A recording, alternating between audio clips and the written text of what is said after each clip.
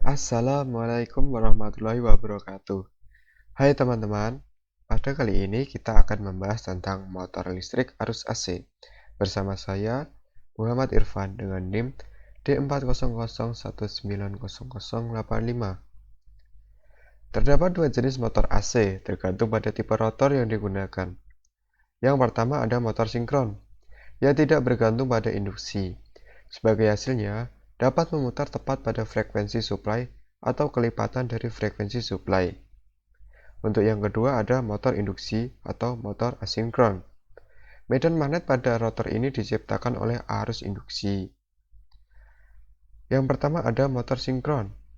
Motor sinkron sendiri adalah motor AC 3 fasa, bekerja pada kecepatan tetap pada sistem frekuensi tertentu. Motor ini memerlukan arus DC untuk pembangkitan daya dan memiliki torsi awal yang rendah. Oleh karena itu, motor sinkron cocok untuk penggunaan awal untuk beban rendah.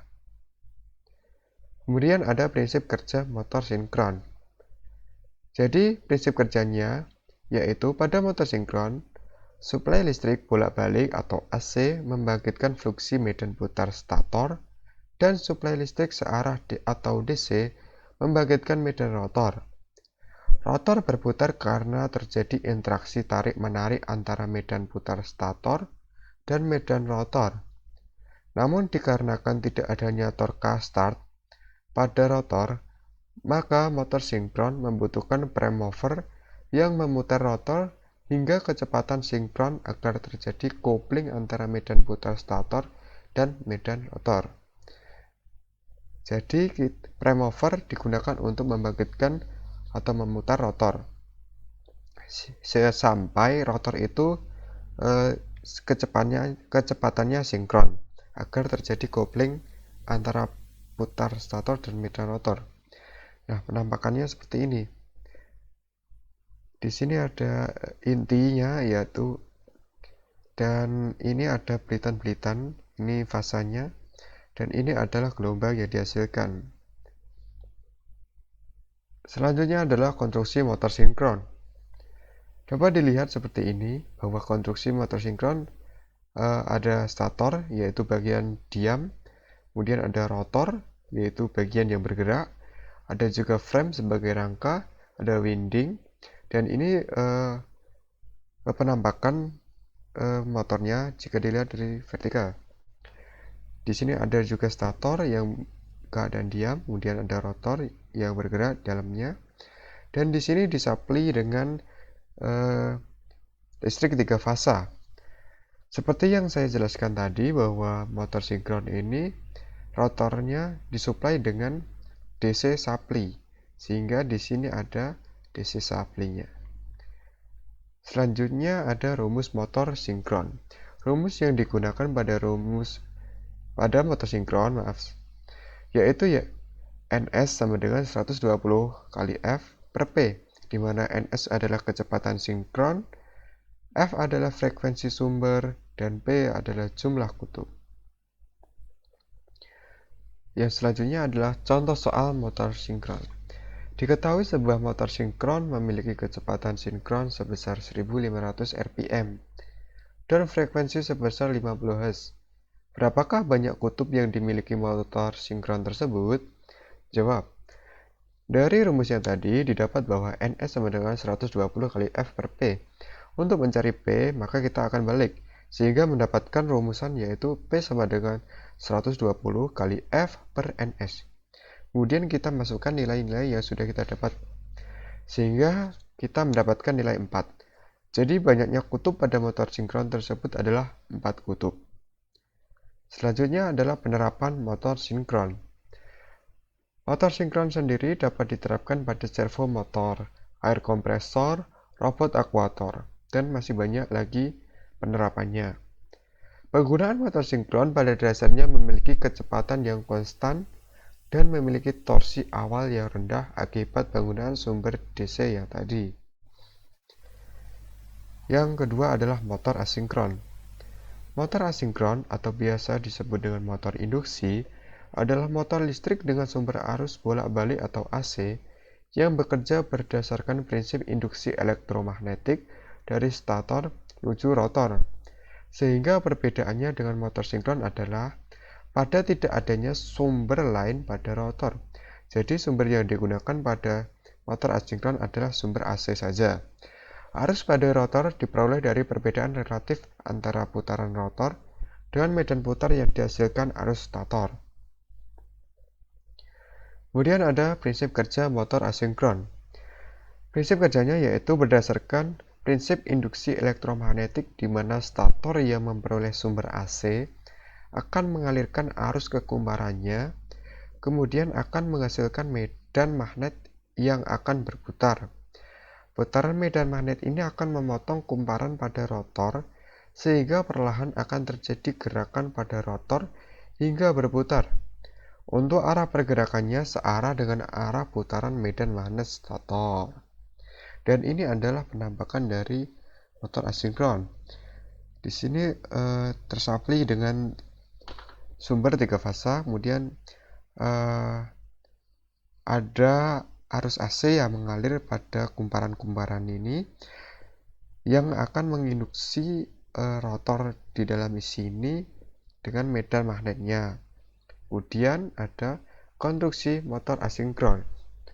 Dapat dilihat pada sini terdapat ball bearing, ada juga bearing seal, kemudian ada rotornya, ada statornya, ada nameplate untuk menempatkan spesifikasi, ada juga end bell penutupnya, dan ini ada kipas pendingin ya. Dan di sini adalah penutup fan cover. Saya rasa fungsinya juga sama seperti motor sinkron. Oke, selanjutnya ada rumus motor asinkron. Rumus-rumus yang digunakan pada motor asinkron yaitu NS sama dengan F kali 120 per P dengan satuan RPM. Untuk yang kedua ada slip dengan rumus NS min NR per NS kali 100%. Ingat bahwa motor asinkron adalah motor induksi yang mempunyai slip.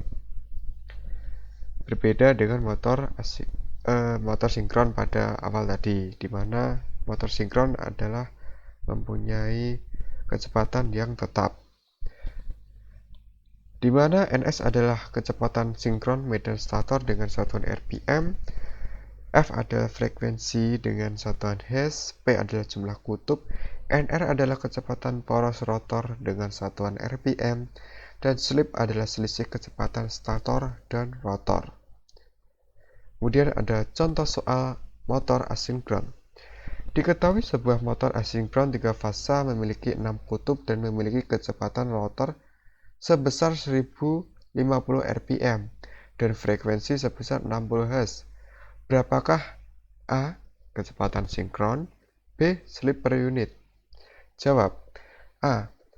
Kecepatan sinkron atau NS sama dengan 120 kali F per P. Selanjutnya kita masukkan nilainya 120 kali 60 dibagi 6, kita mendapatkan nilai 1200 rpm. Nah, masuk pada poin B yaitu slip. Slip atau S sama dengan NS min NR per NS, di mana NS sudah kita dapat bernilai 1200 dan NR sudah diketahui pada soal yaitu 1050. Kita masukkan 1200 dikurangi 1050 dibagi dengan 1200 sama dengan 150 dibagi 1200, maka didapat 0,125. Nah, pada rumus yang tadi bahwa untuk mencari slip biasa kita kalikan dengan 100%, maka didapat slip 12,5%. Kemudian ada penerapan motor asinkron. Penerapannya yaitu pada kipas angin, pompa udara, dan konveyor. Penggunaan motor asinkron cocok untuk sehari-hari karena memiliki efisiensi yang tinggi serta mudah dalam perawatannya dan konstruksi yang kokoh. Kemudian ada analisa rangkaian start delta.